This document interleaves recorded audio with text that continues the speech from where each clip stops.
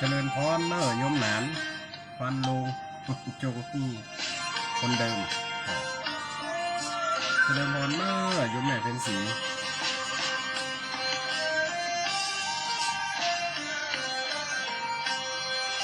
เจริญพรเนอะโยมทอมจังซอก็ขาหัวใหญ่สำลักครัวไปอยู่หลับพุ้นละ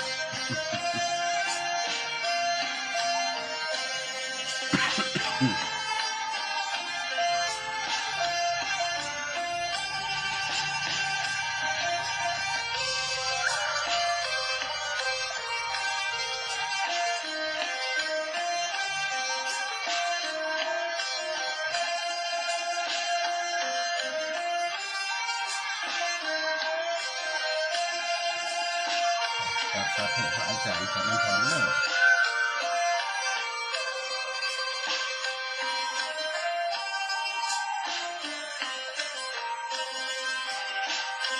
กับนมัสการครับเจริญพรเนอะ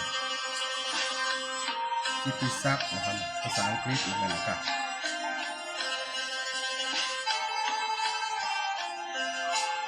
อ่านได้ของได้หลายนะครับภาษาอังกฤษนะไม่ใช่กับใครมันแย้งตาผมหรอกปิดกับมือ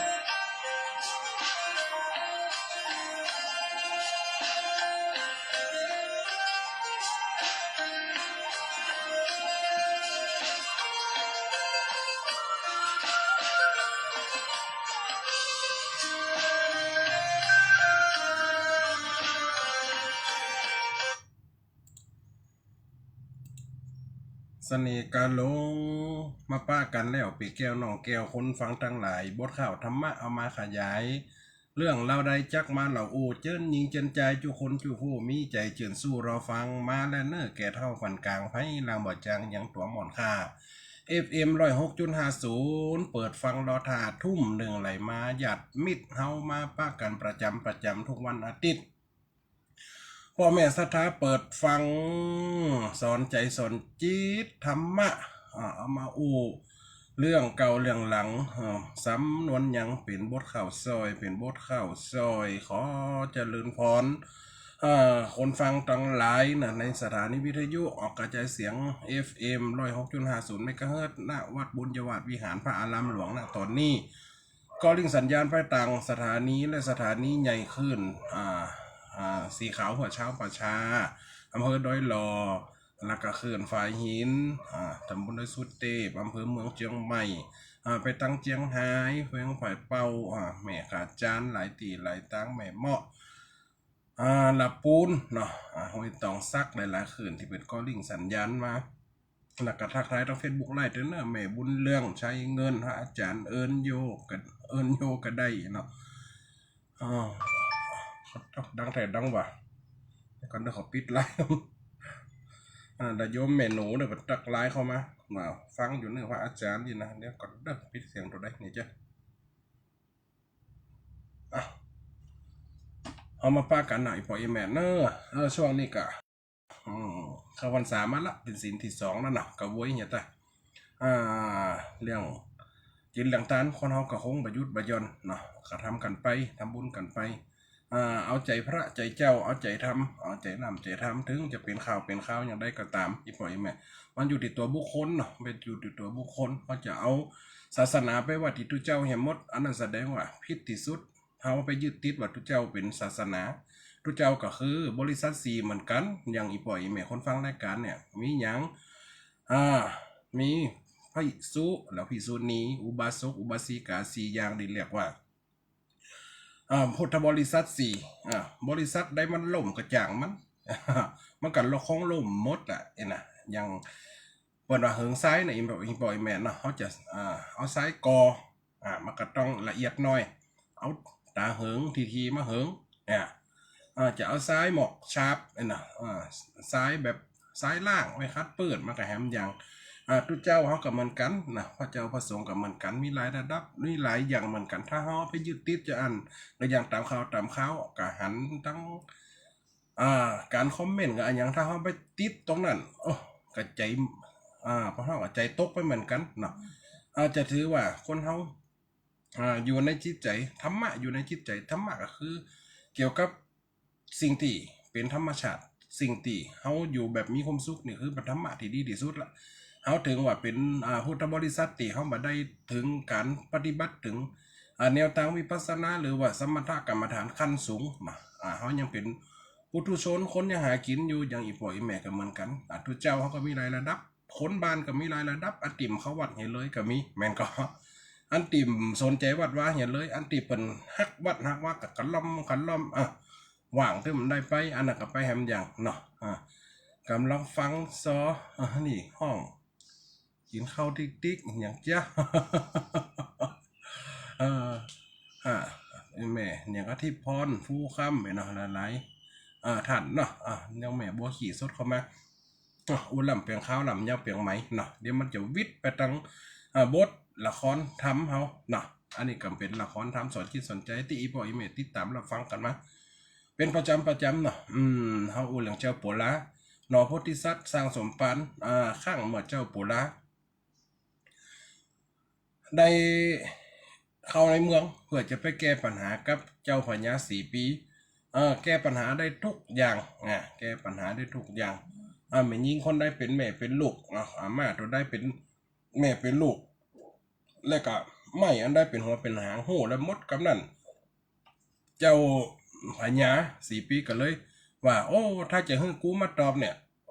ให้ปอบพญามาตอบเนี่ยเพื่อเขามีคำถามหรือว่ามีปัญหาอะไรมาใส่แฮมอาจจะสู้มันได้เดือนนึงย่อมไอ้เหรอวันผูกแฮม7 วันพัฒนาเนี่ยคือเข้ามาในเมืองเลยปอบพญาจะย่อมคือหนังแต่นเนี่ยอ้างว่าเป็นลูกไอ้โลกอ้างว่าเป็นลูกเอาขจุมเข้าใส่เอาปิ่นเกาล้านหูเข้าใส่กำนันนะจะแก้ปัญหาเจ้าเมืองปัญจเนี่ยก็เมืองพระราณสีเนาะเอามาต่อกับเมือง4 ปีเมืองพระราณสีคือเจ้าปัวละได้มาอาศัยอยู่จะเป็นอย่างไรได้คำตอบและเจ้าปัวละจะได้มาหนังแต่นตอบปัญหาเอาก็ฟังกันไปเนอะลอด7 วันตีกำเก่าอ้างแห่งเวียงใจเต่าไทยเมือง4 ปี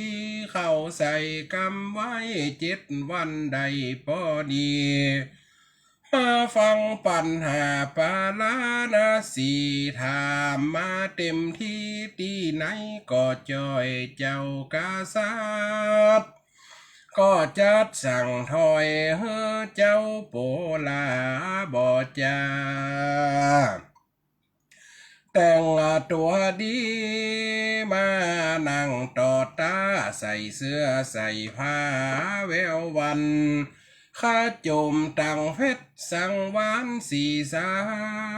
รปอบแขนป่าพันย้อมเป็นลูกเจ้าเฮอนั่งบันลั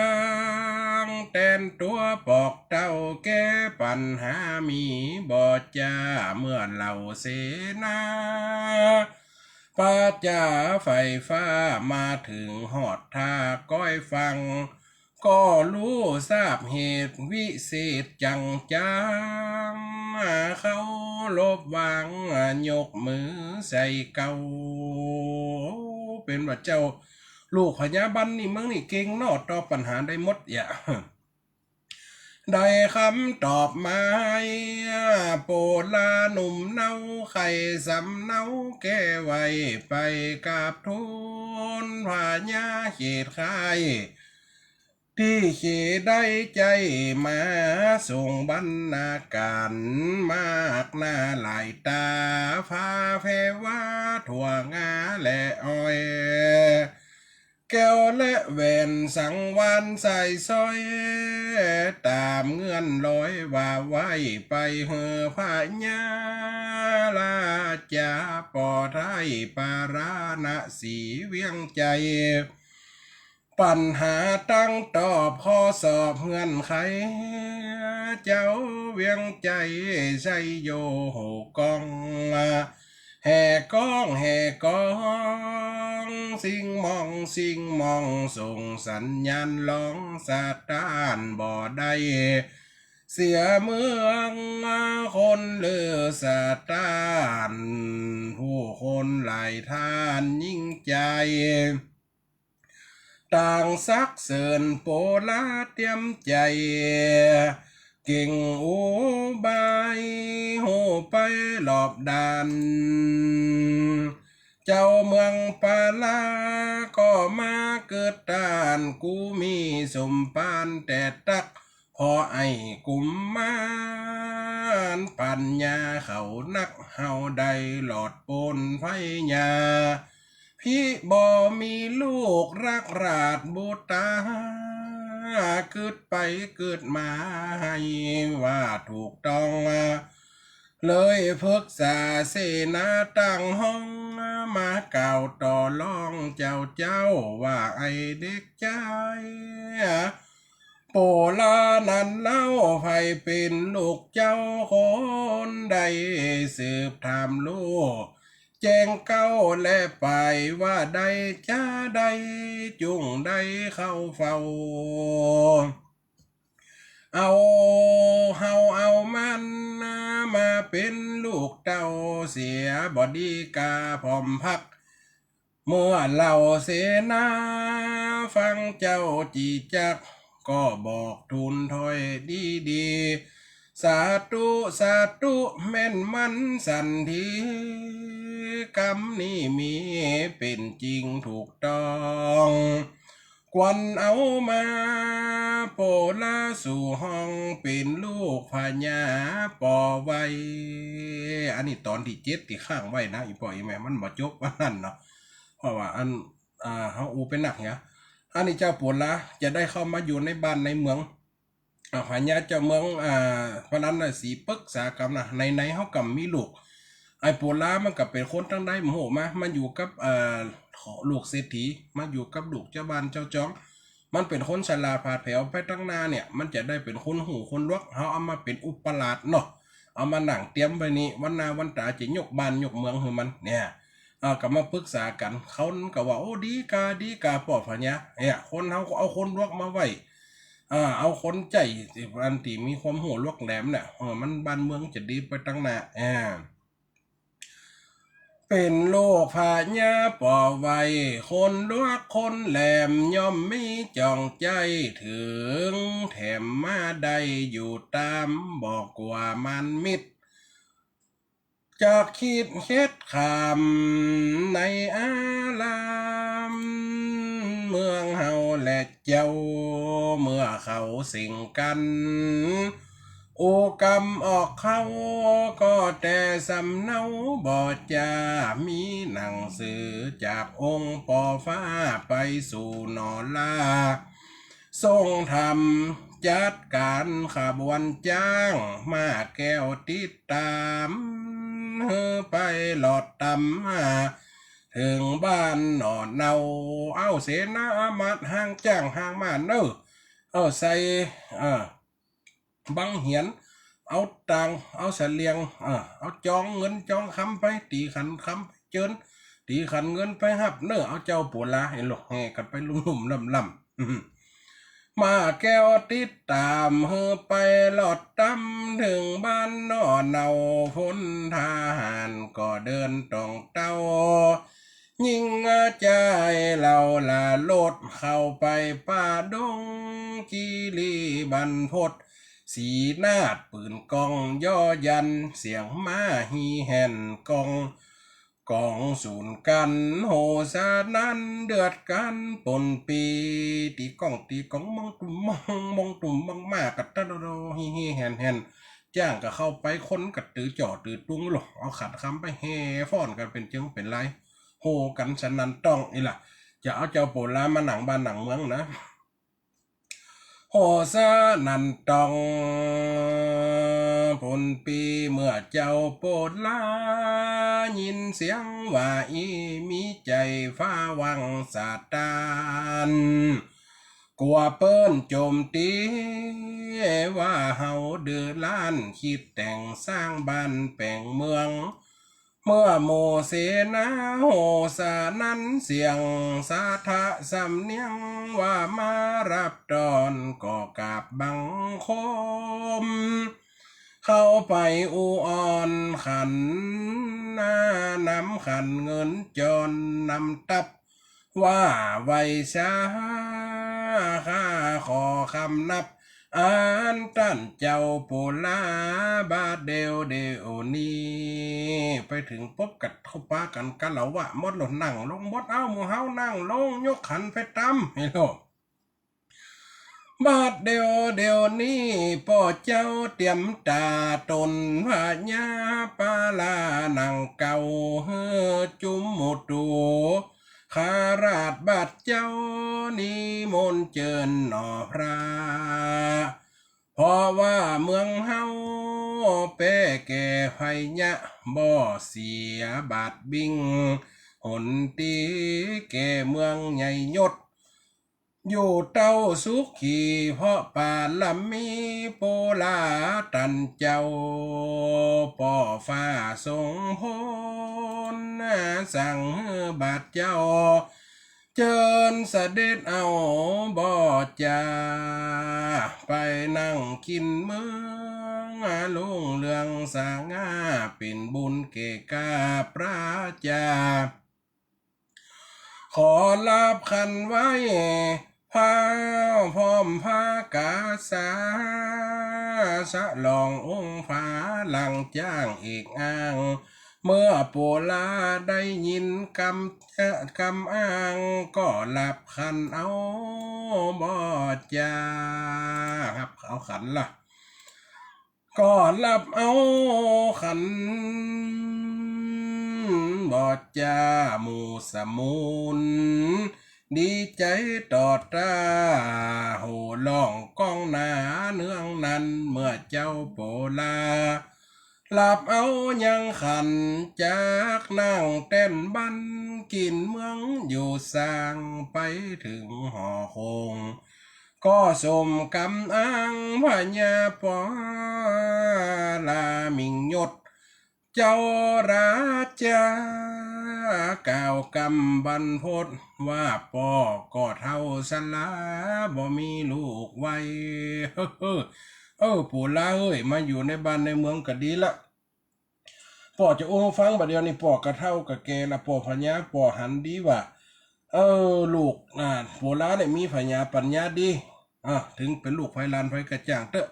ป่อก็จะเอามาหนังบ้านหนังเมืองเพื่อเป็นอุปราชถ้าบุญป่อพญาเสียงไปเหี้ยกะให้เมืองกินแต่นบ้านแต่นเมืองแต่นเนี่ยเด้อไอ้โลป่อก็จะพวกคงไปพวกคองไปก่อนไอ้โลพญาบันดีใจกะ อันนี้ตอนที่7วันนั้นนะที่ว่าอุ้มเสียงนั่นนะวันนั้นนะเพราะว่ามันยาวนะเฮาก็อู้กันเป็นเกิงเป็นกลางไปเหี้ยนั่งเต้นเมือง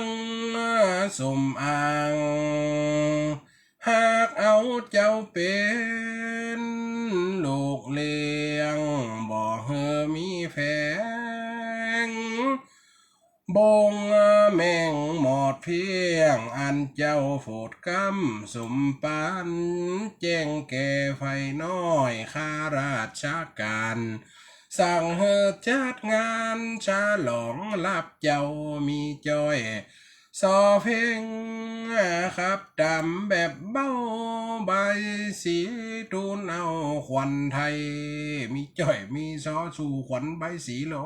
จะใจโชจะย้อนเอาขวัญท่านไทยมาเป็นบุตรบ่ตุกไล่เป่าคนเหนือใจยินดีตัวเขตแคว้นปาลานาสีการได้มีเอามามวนเล่นกองปีแต่เหตุด้วยเป็นเส้นโคนหนังละครมีพร้อมเป็นการตั้งเอาลูกเจ้ายกย่อม7 วันแห่อ้อมปลาลูกแห่7 วัน7 คืนแห่เจ้าปู่ลาแวดบ้านแวดเมืองคนก็สนุกสนานกันเนี่ยคนมามากนักเหลือมากอัตราได้เจ้าโปลานั่งเมืองกินบ้านฟังกันไปยังยาวบอดสั้นบท7 ลำฟันเต่านี้เอามาต่อบท8ได้เนาะในเวลามันจะมีพอ38 กว่านาทีแล้วนะ วันนั้นมันกาบเกี่ยวกันตั้งแต่วันที่เขาโทรหาวันนั้นถ้ามัน ถ้าโทรหาเฮาอู้เนี่ยมันตัดแล้วก็เวลามันก็จะหมดไปเนาะเอาบท8วันนี้จะเอาจบบท8นะจะย่างอู้น้อยๆเนาะ เมื่อเจ้าโปรดลาเป็นพระญาเต้าองค์ตันเจ้ารับเป็นบุตรตาบุญเก้านอพระลุงเรื่องพระญา โอ้ยจามให้ละ ลุงเรื่องพระญาเจ้าปาลาคุณนาเต้าเจ้าได้จัดฉลองขึ้นของอยู่เฝ้ามวนงานสำเนาคือคักคนตั้งหลายมาในสำนักหมู่จุมเจ้านอกในเวียงแว่นแควนต่างก็สุขใจอันหมู่ยิ่งใจสนุกตื่นต้องอยู่จำเลินมาโปลาต่างห้องเป็นพญาเมืองใหญ่โยดเสนาตั้งหลายอำมาตย์ซ่อนสดที่เคยร่วมข้างหนอในเมื่อมาก่อนนานก็ได้สุขใจนั่งเตรียมใจห่อควางมิ่งแก้วปากัน200 คนเข้ามาในบ้านในเมืองหมด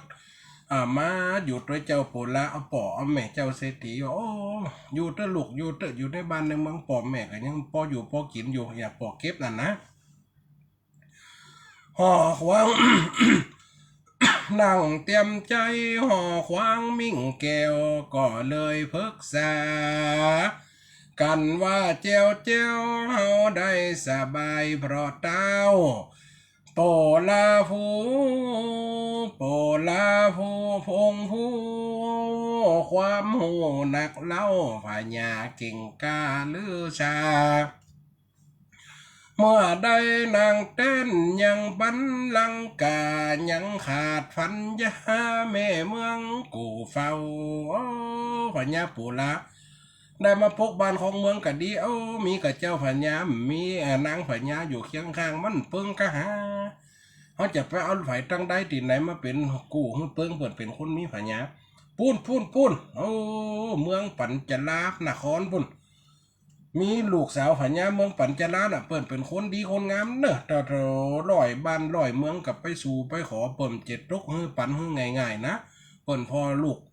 เคยลูกใจเปิ่นคนใดจะมีพญาปัญญาเปิ่นจะเอาคนนั่นโลดกันนั่นได้หูกันจะจะป้ากันไปกะเสนาอามาตย์จะป้ากันไปขอนะพญาโพลาเต็มได้ไปก็จะไปขอเอานางอินปันนางอินปันลูกของเจ้าพญาเมืองปัญจลานครโนผ่านไม่ได้กี่เมืองอีกปล่อยแม่ครั้งแรกโพลาเกิดที่เมืองไหนเมืองจำปาโชดมาขำเมืองปาราณสีเมืองสีปีจะมาตีเมืองปาราณสีเดี๋ยวนี้จะไปขอเอาเมืองจำปาตุ๊มันยาวดอกอย่างนี้นะแต่กัดแหลม2ผูกอันเอาจะไปขอเล่าลือกันไปหรอก่อนนั้นเมื่อมีปอเต้าหักษาเขตถาเมืองปาลาอยู่หัวหนังเก่าย่อมมีเตวีอันเป็นกู้เฝ้าจากสมคานิ่งแคมคักเหมือนปูทุชนอันของสำนักเป็นเจ้าแห่งบ้านข้าวายังมีกูคิดนั่งชิดเตรียมตากูหักพันยานั่นเป็นแม่บ้านสืบขากูลเก้างูนดังอันเมื่อมีองค์ท่านปอฟ้ากวนมีนางแก้วอยู่ห้องสร้างเพื่อสร้างสืบข้าวงใหญ่เมื่อเขาได้คิดเป็นกำผู้ไข่ก็ว่าจากไปแคว้นเมืองต่างห้องเมืองปัญจาลาคนลือเล่ากองมีลูกสาวงามหยวดฟ้านางอินปันยิงเดียวมิงลาเป็นลูกสาวเจ้าเตรียมอ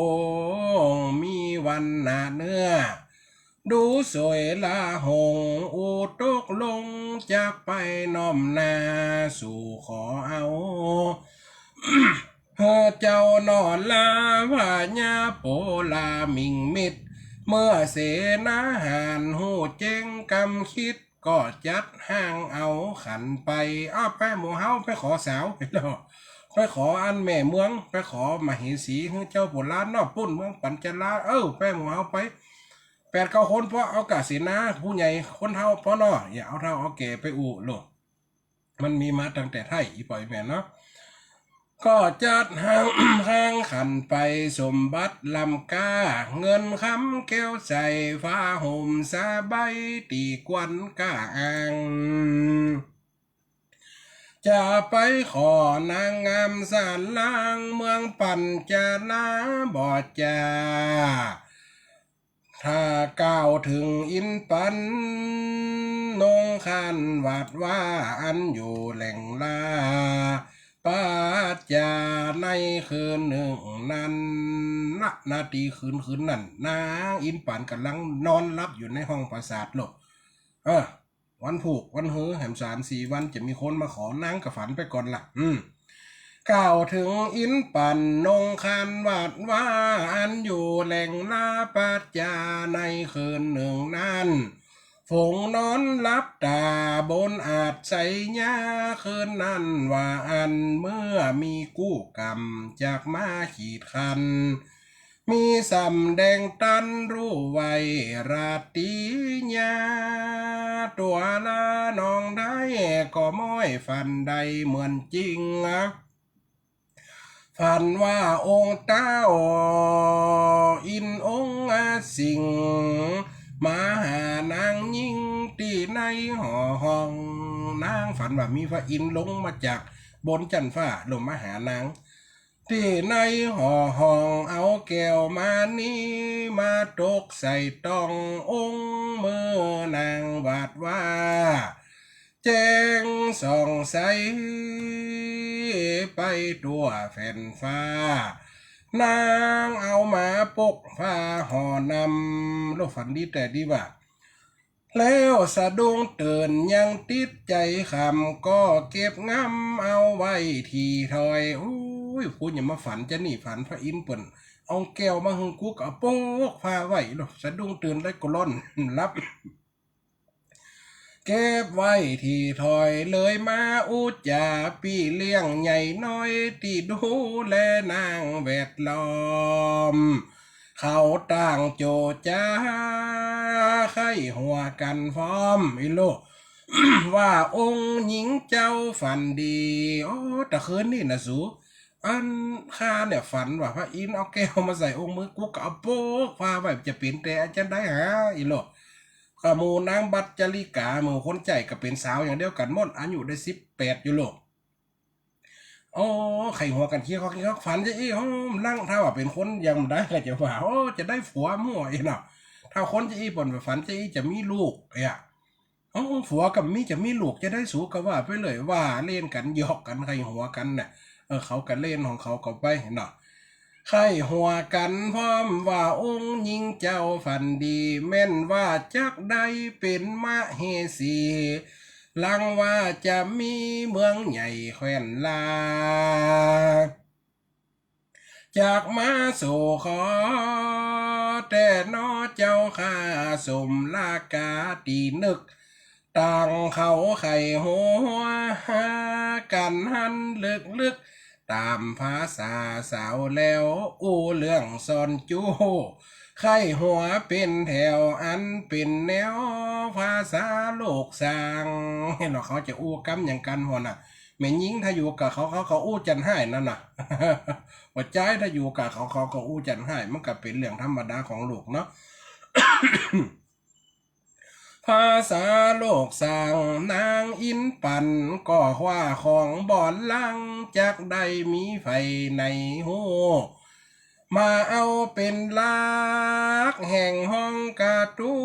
เมืองมีเป็นถอยลอยปันเมืองไหนมาขอป่อข้าบ่ปันอยู่มาถึงวันยังบ่ใครใดอยากกระสูมนี่101หัวเมืองมาขออีป้อมือสักคนคนได้มาขอกับคนได้มาขอกับตึ้มได้ผัวกับเพื่อนอาจารย์นี่อีโล ยังบ่ใครใดเขตห้องต้องหลวงเมืองเหนือเมืองใต้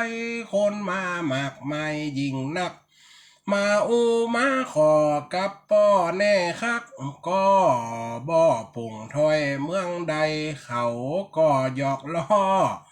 อู้ต่อจ่าไข่หันท่าหันไล่จักเคินจุนเท่านาลีสาวจีไข่หัวหยอกเจ้าตามสำเนาเข้มขักจากนั้นไปบ่ปอนันนัก3 วันใดเข้ามาเมืองเจ้าหนอไทยโอ้นานี่ก็ฝันแต่ฝันแน่แต่แน่ว่าเนาะเมื่อฝันปุ๊บเจ้าโบราณเมืองเปิ่นกับมาพอดีนะ เมืองเจ้าหนอไทยเหล่าหมู่นักข่าเจ้าโปดลาก็มาสู่ห้องถึงเมืองปัญจาเข้าทูลเก่าป้องเป็นการถวายน้อมน้อมเอาบรรณาการมีมาพรำพร้อมแก้วแหวนสายสอยสังวานจีลาปิกผ้ากาบสีสันเป็นรางวัลขอนางนอลาขนเอาแก้วเอาแหวนเอาเพชรจีลาปิกผ้ากาบผ้ากาสีนะสิ่งที่มีกาผ้าติแป้งกาที่สุดในแคว้นอินเดียเป็นห้องผ้ากาสี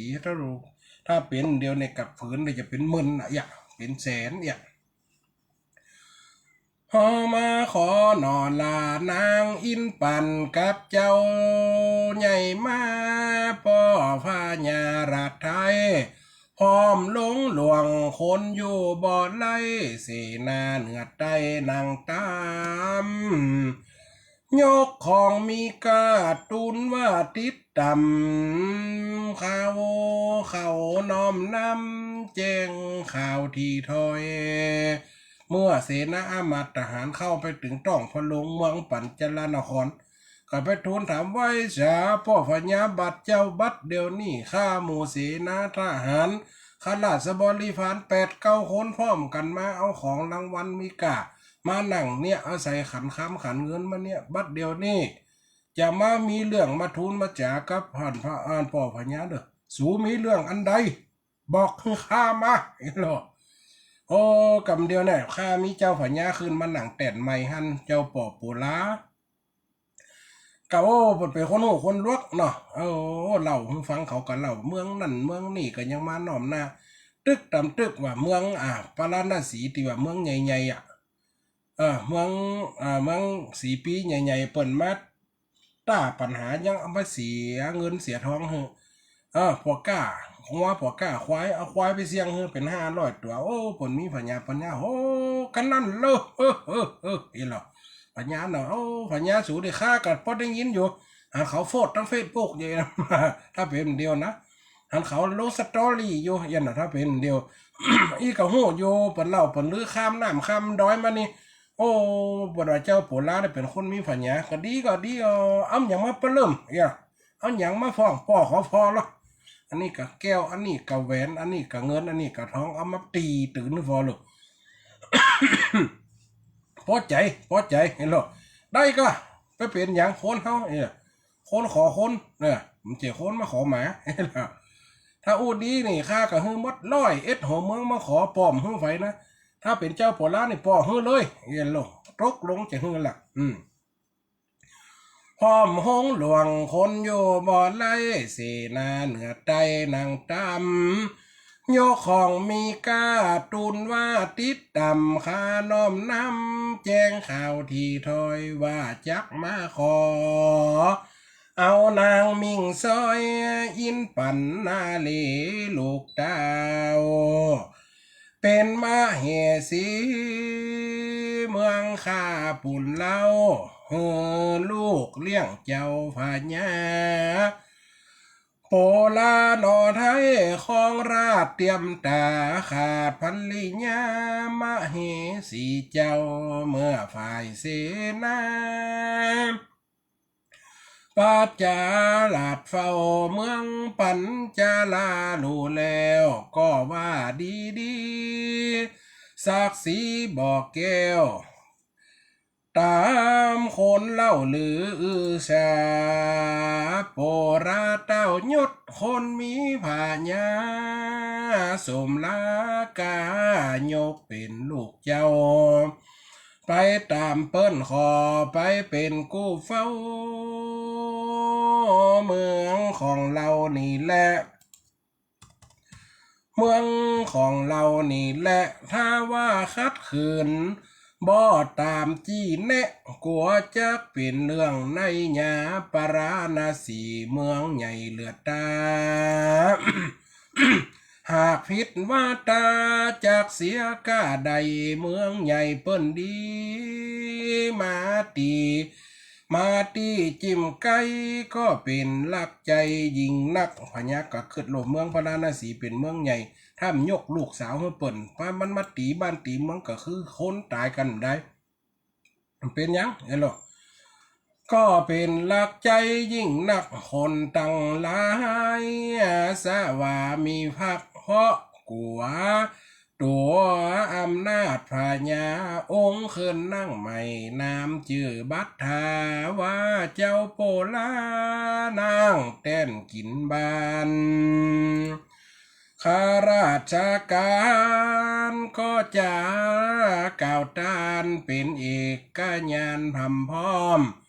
โลดปงปัน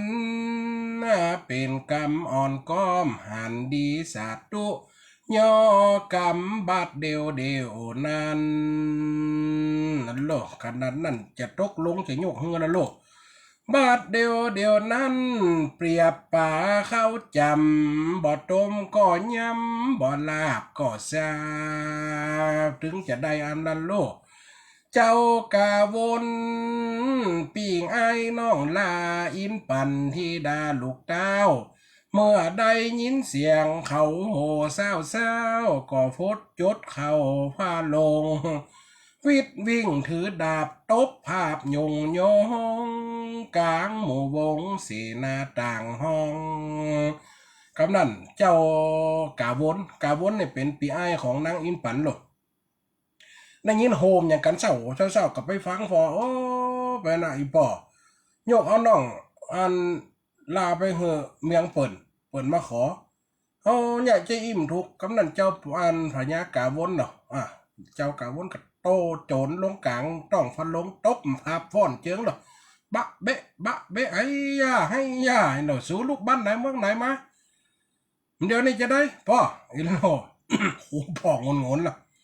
จะยกเอาอีลาอินปันเฮือเมืองพระราณสีกะก็จะอ่านกาเปิ่นมาขอนี่ข้อของมีกาของมีทรัพย์ของมีศีลเมืองนั่นใหญ่เลยเมืองเฮาเปิ่นมาขอดีกะโนโปล้านน่ะมันเป็นพญานั่งขึ้นใหม่เป็นลูกเก็บของเจ้าเมืองพระราณสีเป็นคนมีพญาแป้พอเมือง4 ปีเมืองใหญ่กับเมืองใหญ่เขายังแป้บาได้ข้าบ่ยอมเอาแล้วป้อยอมปีอ้ายยอมเนี่ยยอมอันกะวนเหยลูกไปได้อย่างอ้ายปวดล้าฝญาเลี้ยงควายไอ้ลูกป้อก็หู้อยู่เนาะไผก็ถึงหู้เนาะเป็นละออนเลี้ยงควายได้กินเต้นบ้านคำเหลืองหากมันเลิกข้ากุลเลิกไม้ไงบังคับเปิ่นก็จะมาจี้หน้าจี้ตาดากะบ้านใหญ่เมืองน้อยเปิ่นก็จะมาดากับวันนาโอ้บ้านถึง101หัวเมืองเปิ่นมาขอเอาอีลาอินปันคนได้กับพ่อกับเฮือดำเดียวเนี่ยไอ้โปล่าเป็นพญาขึ้นนั่งได้กี่เดือนไม้ไงบังคับซ้ำเป็นละออนเรื่องควายจะอีนี่ย้อมคาทึมย้อมเอาแล้วตบภาพฟ้อนเจ้าละบะเบะแล้วจะหมุนนั่นกันหน้าจางจัดถอยกันละนะวีดวิ่งถือดาบตบภาพยงกลางหมู่วงสีนาต่างห้องเหล่าข้าปัจจาปาลาเต็ดต้องก็ตกใจกันถืดเข้าถอยโหนบ่หันแนวกึดเมื่อเจ้ากาวนว่ามาจี้นาดาว่าอย่างใดหาพ่อบิดาบ่ถามตัวข้าจะยกน้องยิงงานเป็นลูกลาให้เมืองปาลาต่างค่ายบ่ใจว่าเฮา หันให้ดูให้บ่ได้อย่าเลยบัดได้ถึงได้ถึงคัดเพราะถึงจะขวางตัวไอ้หรออันเมืองอื่นร้อยไฟน้อยต่างเคยเข้ามาเจยป้อบ่ยกเหือเป็นสันใดอูง่ายดื้อ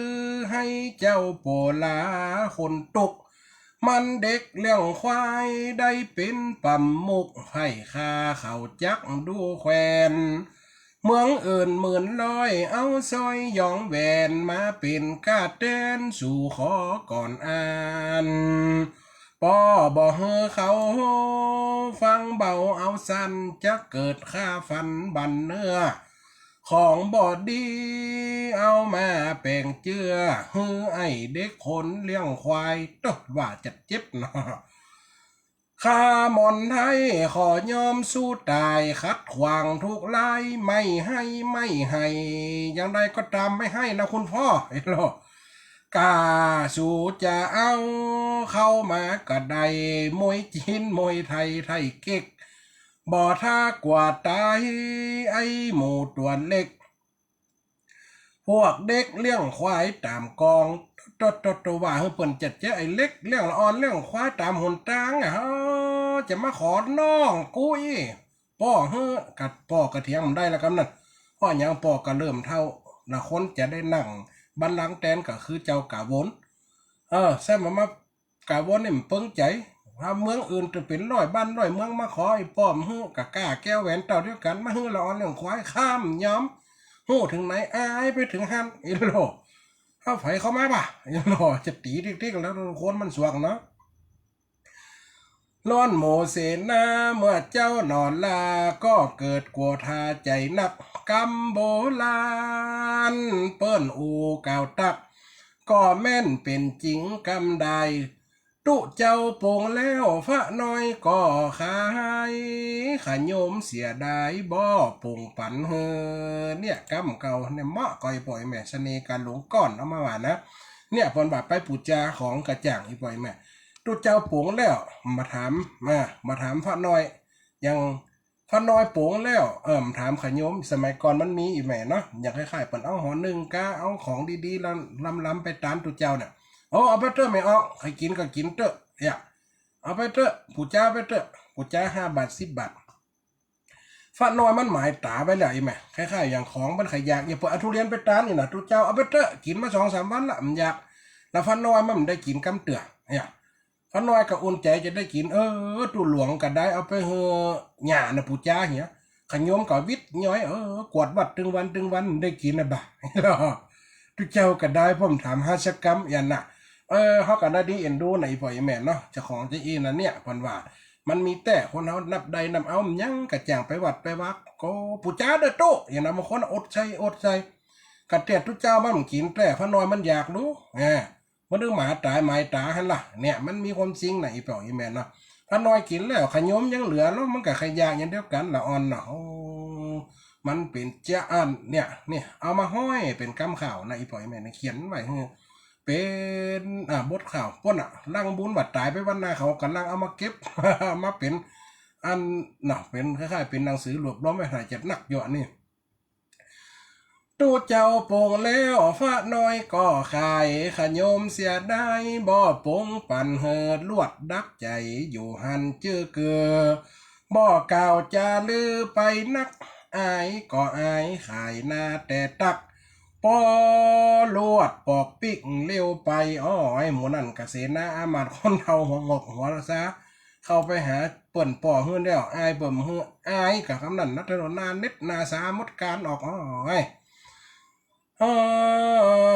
ายก็อายขายนาแต่ตักก็ลวดปอกปิกเร็วปันเมื่อพ้นจากเมืองเขาก็อู้กันว่าเสียหน้างานเปิ้นยามบอดน้อยเขาตายละค่ายเนาะเซียวจะได้ยังกันนั่นนะหน้านี่อายจริงๆจะได้เดี๋ยวนี้ไปบอกเจ้าปุระจะได้แล้วตั้งหน้ามาขอถึงว่าได้กับโชว์นะครับว่าได้เนาะอู้กันละเสียหน้าอามัน6-7 คนอมแอมอายขัดร่มเดี๋ยวนี้ผมเฮิมเดี๋ยวนี้เปิ้นยามบ่หน่อยบ่เอาก้อยอู้ที่ถอยยังบ่กาลุนก้อยเป้าท ถ้าว่าเจ้าเฮาอย่างอีแต่เล่าเป็นเด็กเรื่องควายตุยกองมาว่าเจ้าพญาเฮาเป็นละออนเรื่องควายตามหนตางหูคานแค่น่ะเรายันเขี้ยวยันกลางข้านี่อายล่ำยำปอบ่อทองเขาอู้ตุยกองคืนเมืองสู่ห้องเมื่อไปถึงเวียงปาลาเต็ดตองก็สาธาใหญ่บอกไว้ว่าเจ้าปัญจาเปิ้นเก่ากำไรข่มเมืองว่าเจ้าเลี้ยงควายโอ้ไว้สาพ่อพญาเป็นเจ้าพ่อปุระพญานั่นเขาทำฮือกับอู้กันดีๆกับว่าแอมปี2 ปีกับพ่อเบิดทั้งในกันย่ำอู้กันงามๆพ่อเพิ่นจัดดีอ้ายมันน่ะเหลียเปิ้นไหนแล้วถ้าเราวิทย์ใช่ชวกเลยมาขาหักก่อนนี่เราโอ้ว่ากำได้กับพญาเลี้ยงควายกำได้กับว่าพญาเลี้ยงควายฟิตใจไงอีโลผมว่าเมืองเจ้าเลี้ยงควายปีนางอินปันมันบ่ปอดใจกาวนปอดใจจีหน้าด่ายอจักขามจักดาบข่มเสียงบ่ถูกยี่ห้อคนวันนะต่างจันเมื่อนั้นตะเสนสาหายกู้ฟันอามาตเตรียมข้างโปลากำนันอูปบพญาโปลามบัดเดียดบัดรอดในบ่อยมาเปิ่มฮือกำเอาอีน่ะเปิ้นคนใจเย็นเนาะเขาจะเอาอย่างไปสู้เปิ้นกระตึงว่าถูกไว้เจ้าโปลากำนั้นตะเสนกะนั้นตะเสนนี่เป็นอามาตข้างซ้ายของเจ้าโปลาไปได้จะได้มาว่าฮือพญาเสียวค่านั้นตะเสนนี่มันเก่งลูกมันนั่นไปได้คาถากะตอนที่ไปตัดเฮียนตอนที่เพิ่นไล่ออกบ้านออกจองไปอินมาสอนคาถามันนั่นนะที่ว่าแปลงบ้านแปลงเฮือนจำไว้ตอนนั้นพญานั้นเจ้านั้นตะเสนอามันนั้นตะเสนพอใจเนาะนันตะเสนสหายกูฟันอามาตเตรียมข้างโปลาว่าฟิตใจแต่ดูถูกนักหนาก็ วันตากงกาบบาดเจ้าว่าโปลานั่งเต้นเตรียมเงาอย่ามีพระไทยขุนจ้ำเมืองปัญจาลาดูถูกเจนลำข้าจักช่วยเจ้าทรงผลบอดได้โดยเล่ก็เอาโดยกลคนก็เหมือนคนปอบ่ไว้นาเปิ้นไปขอแก้วแหวนเสียฟ้าเมื่อปฏิเสธขาดค้านเฮาก็เข้าใจหูแจ้งแก่นั้นก็มาว่าย่อหลายไปมือก็ว่ามือกะมาว่าทักว่าทางหยังว่าย่อว่าหาเฮาหยังโอ้อินนี่ถึงพิษใจเนาะกำนี้นาดีพิษใจพญาเลี้ยงควายว่าไปเกียรติสามเจ้าโปลาก็ทรงว่าห้ามจ้างมันเตอนาเส้นเต้ากันจะหบเอาอินปันนี่เล่าก็กลัวเป็นห้อยหลายไปเจ้าบ้านเจ้าเมืองจะเกิดชิบหายลูกเด็กยิงใจวุ่นวายตัวนานันตาเสนว่าอยู่ตีข้าแต่มันอยู่ตีข้าพ่อพญาไว้สาเตอะโลมันจะชิบหายจะบันได้ฮันคนเขามาดูถูกกันอย่างล่ำเหลือเปิ้นกับพญาตัวกับพญามันก็กินข้าวเขาก็กินข้าวเนาะไอ้กาบุญเนี่ยคนบ่ฮือนี่ล่ะมันอยู่ตีข้าขอองค์ราชาดักไว้การอย่างนี้นะข้าบาทบ่ไล่เอามาเฮือใดง่ายใดเฮือพระองค์ทรงดักเตรียมใจข้ามีแผ่นในเอาไว้ว่าอันนั้นตาเสนมันลูกขีดขันกาถาอาคมยิ่งหนักลูบหลายยิ่งงานหนักมันเอาไม่แข้งขานมาปั่นถักสักสันลากควักเป็นรูปลายกำนันตรุมเป็นยังยุติค่านี่เนี่ยยุติค่านี่ปุ๊บไปเสาะเอาไม้แห้งมากะมาควักเป็นรูปวอกล่ะเอาควักเป็นวอกน้อยเป็นอัน แกะสลักอีกเด้อน่ะควักเป็นรูปลายเป็นวอกอีกุดนับได้100 ปลายเป็นก้างลิงใน บาดเดียวอันนั้นตะเสนแกะรูปปอปานเป็นวอกก้างตนฟอมฟักแล้วมันก็ควักเป็นหงส์ตัวยักษ์วางแผนจักขี่บินไปเข้าเมืองปัญจามันทุนแจ้งไขว่า3 วันไปต่อนนี้ไปนาพระองค์ขอพระองค์นั่นจงรอทาข้าจักเอามาแน่ครับนางอินปั่นมาเป็นกูฮักเฮ้อพระบาทเจ้าพญามาเป็นเทวีนั่งตีเตรียมตาของเจ้าโปลาตีแป้งแห่งเจ้านั้นตาเสนวางแผนอยู่แห่งขานั้นตาเสนวางแผนรอท่าจากชิงเอานางหมอบไว้ เมื่อครบ3 วันก็โหแล้วไซ มันก็สปายถุงงามเอารูปสลักวอกก้างติดตามขี่ยนต์หงนำคนเดียวดันจะเป็นสันใดฟังไปเป็นคันขอเนื้อวงวันปีน้องโบท7เล่ามาขอปอกีดก้อมพักกินน้ำก่อนนะวางลงไว้เป็นถ้อยกำจาข้าวโปลาโบท7เต้าอีโบท8เต้าอีโปลาเบาน้อยมาถึงตอนกำนี้ไปอ่าขอสาวเอ็นเจ้าโปลามได้นั้นตาเสียนกับมาควักหลูบหลักกันนั่นนะแปลงหงกันนั่นเอาถุงเป๋อสปายลูกวอกเอาวอกน้อยไปนะหัวต่อมองเต่าอันเต่ากำปั้นอีกหน่อยล่อยปลายกดตัวกันนั่นจะเอาไปแหลกจะเอาไปหบเอานะเพราะจะม่วนปันได้ปล่อยไหมมันมีอยู่10 ตอนเนาะ10 ตอนมาเดียวนี่ตอนที่8ละ90แถม2ติดก็เอามา3ละไอ้ปล่อยแม่ได้จะมีเหลืองใหม่ต่อไปให้พ่อแม่ได้ฟังตะกี้ได้ว่าไปเวลากับหลวงเลยมาเนาะนะเขาได้ว่าลวกเอาท้าว่าถ้ามันจบจะอีมันก็เป็นตอนไปห้อมได้ว่าลืมมันกะจับพอดีอย่างกูข้างเขาจะล็อกเวลา4-6หน้ากระดาษนี่จะจับเวลาชั่วโมงพอดีถ้าเขาอูนักมันก็จะข้ามไปอย่างตะกี้นะอีพ่ออีแม่ได้เจ้าโปลาบอกหน่อยอันเนี้ยอย่างที่ว่าไปตะกี้พอหนอดทุเจ้าถามทุเจ้าแล้วทุเจ้าปรุงแล้วพระน้อยก็ขายเนาะ ขยมเสียดายโอ้ก็เป็นบาปบัดน้อยอีพ่อยแม่คนเฮานะถามเพื่อทีเพื่อทวนเอาไว้หันตัวเอาอย่างน่ะบ้านเฮานะเที่ยวไว้พันน้อยบ่จะกินพันน้อยเอาไปเถอะแม่อย่างน่ะขยมมันจะกินละอ่อนเดียวกินข้าวต้มมาแล้วกินขนมไตพุ่นเห็นหรอกินขนมอันเป็นอย่างพุ่นกินปูนแซมวิชกาครัวซองกาอย่าเลยอาหารติดลด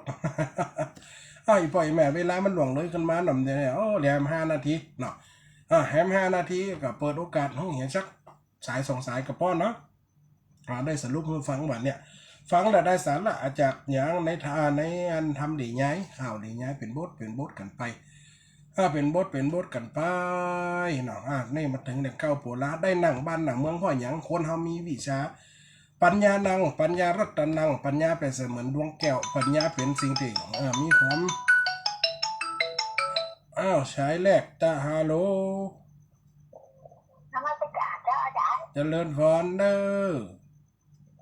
อยายพรน้องบัวแดงยกแล้วนะฮะข้างที่หก2ฟูกจบตอนนี้ก็จบยกไปจอนเนาะก็เป็นตอนอย่าเล่นละครนี่เป็นม่วนไปเนาะฝนตกขอทั้งเชียงใหม่ฝ่ายหญิงชัดเจนอย่างเดียวว่าฝนตกก็ทั้งปวนยกเจริญพรเด้อพ่อชนะฮ้อนเจ้าเขาเจ้าเอ๋เป็นนี่อ่ะเดี๋ยวโทรมาสาธุเด้อเจ้านมัสการเจ้าสาที่2ไรจ้าคณะอาจารย์เจ้า2ท่านนี่ถึงขนาดนักแต่ไม่อันไม่เรียนเซนเตอร์ก็ไม่ใจพรลองบ่แดงกันนะซ้ำเสียงยังกันเฮียมาซ้ำเสียงยังกันเฮียก็ไม่ใจพรตะกี้กับที่วางไว้ตะกี้น่ะกะอันนั้น อันนั้นมัน81กันนี่8เหรอ นับแต่แม่80เจ้า หนุ่มกับแม่คนปีเนาะ ถ้าคนต่างเกิด แต่คนต่างเกิด เจ้าคนละปีอันนั้นปีฉันน่ะ บางเหนียฝนตกก็ วันนี้มันตกเจ้า นี่ตกอย่าหอซุยแล้วไปเด็กกี้ มันตกตุยๆเนี่ยตกอยู่ ก่อนตกมันน่ะ นั่นน่ะ มันจะได้หันแดดมาหันแดดเป็นน้ำเลี้ยวอ่ะ วันนี้หาน่ะแต่ว่าได้ซักผ้าอยู่ แต่ว่าก็ถึงได้หัน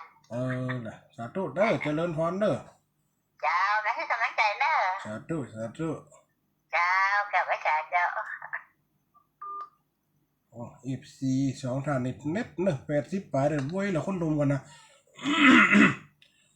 อันหลังเจ้าปวดร้ายปล่อยแม่ฟังกันไปอันนี้เป็นดีไงกำลังจะก้อนไม้ในเลี้ยงอันยังในจุมปา จำปาสีต้นนะ